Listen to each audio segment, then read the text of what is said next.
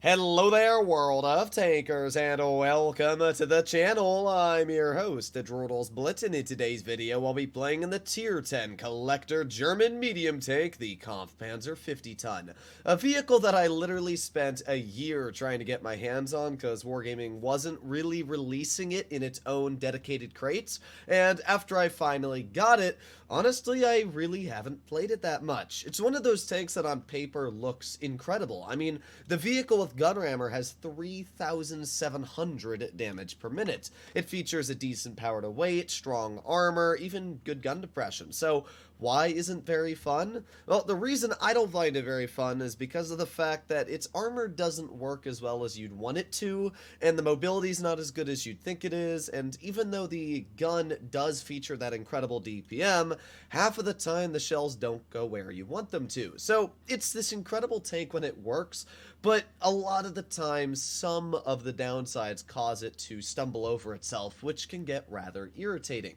So I usually end up just playing the Leopard 1 if I want a super high DPM tank, because the Leopard, instead of sitting at 0.308 dispersion, sits at 0.272. But alas, the tank is still very, very solid. It's got crazy good DPM, and unlike the Leopard, it does feature some frontal armor and enough to get the job done. So here we are, our first battle. We actually have a pretty good medium to fight because that's an enemy FE4202. This thing is not pennable by Hesh. It is somewhat pennable by standard shells if you hit the turret cheek correctly, but as I said, for Hesh shells, it's not really going to be a problem. Okay, well, we're gonna see where our team goes, because obviously if our heavies like the M103, oh boy, is that a stock ST1? Yes, that is. Well, that's not good. Oh boy, and they can't have a stock tier 9 because they have a K91. Well, that's going to be a real bummer. We're going to go wide. We're going to see if we can, well, there you go. There's the enemy 4202 already. Let's aim it on his hatch, and actually pretty lucky that that did end up going into his hatch. Now, the great thing about this tank is we have such a fast reload that we can obviously just keep shooting at this 4202 over and over. So let's come over here. Let's get off to the side. This is obviously what I've wanted, and this is a pretty good position to be in. So we're going to see if we can spot any TDs over here. Hello? Hello? This is always a really sketch position to go to, just because you don't know exactly what the enemy team's going to do. We get a nice shot actually into the hatch of that Patton over there. Let's aim it on the Patton again. There you go. Easy shot.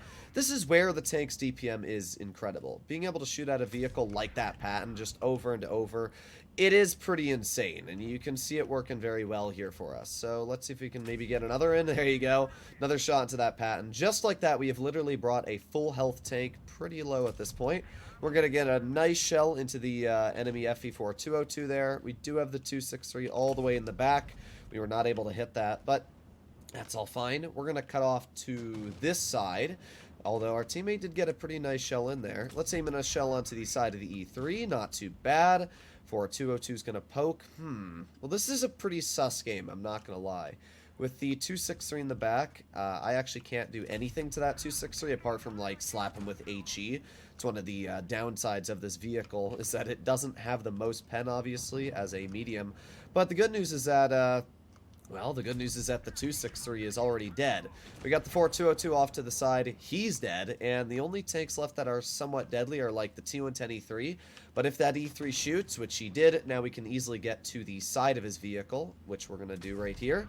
There you go, one easy pen into the side. We're going to keep on going here as well, just like that. We're going to go for another easy pen. Unfortunately, that one did low roll, but let's be real, it's not going to matter all too much because we're still going to finish him off. So we got the FE25B183 over here, which is a very easy pen. There you go, 299 roll. He gets tracked, which means we should be able to get another pen out as well. As you can see, the KPZ gun, it's pretty devastating. If you can get this gun's rate of fire to get a consistent flow, it's crazy. I mean, we're already up to 4,000 damage this game. The mobility's been quite nice, and I don't really care if this 183 even heshes me, because it doesn't matter. We still have full health, so yeah, we're just going to bonk this guy again there. There you go. Nice 316 roll. I mean, obviously, this 183's game is completely ruined. Just like that, the 183 is dead, and all that's left is the enemy Mouse off to the side, who we're not able to get a finishing shell into, but I really can't complain. We did 4,782 damage this battle. Pretty solid victory, and this was definitely a lucky matchup for us. Not only did my team support me when I pushed frontline, the E4 and my 263 both went up, supported me, which allowed me to hold that line a lot easier, push up, but as well, we didn't really have to fight any of the heavies on the enemy team.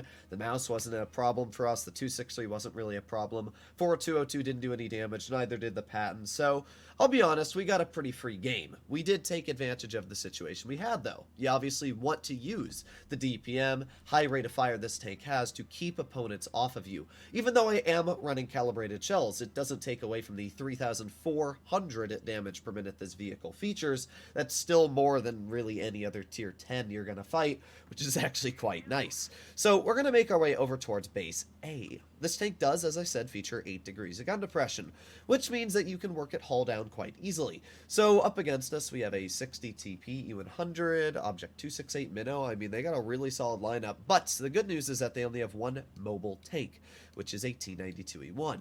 Unfortunately, even though we have a massive medium advantage, our T100 LT is somewhat throwing, I'm not gonna lie. I don't know why he's going over towards base B. Now, to be fair, he is giving our teams early shots, but still, it's really important to take a hold of medium side early game because, well, I can't spot this by myself, but we're going to try. Let's see. I don't know where the T92E1 is at all, so we're just going to push on up and we'll see if we run into him. We can see the Minnow is actually pushing through mid. I wonder if that Minnow is going to give us some free shots here. If he ends up backing up or something like that. Right now he's kind of in a secluded spot, but it wouldn't surprise me if he pushed up. Come on, Minnow. Push up. Come on. Yes, just like that. Let's wait a little bit for him to get fully out, and now that he's that far up, we can put on our adrenaline and hopefully get another shell out. Oh yeah, look at that. There's 2 shells into the Minnow. I don't know if we're going to be able to get a third out. Ooh, no, but you know what? I'll still take 2. At this point, this is exactly what I've been waiting for. The enemy T92E1 has put himself in a position where I can shoot at him. Now, as long as we don't show the 92-hour weak lower plate, we should be completely fine here. And the T100 LT actually came out to help me out. So that's both good news. We get a nice HE into the side of the T92. We're already over 2,000 damage at this point. We got the Object 268 off to the side. A pretty easy shell into the side of his tank for 303. Thank you very much. And we're not going to be able to get another shell out, but that's fine. We also got the 60 TP in the back. There you go. Nice 330 roll.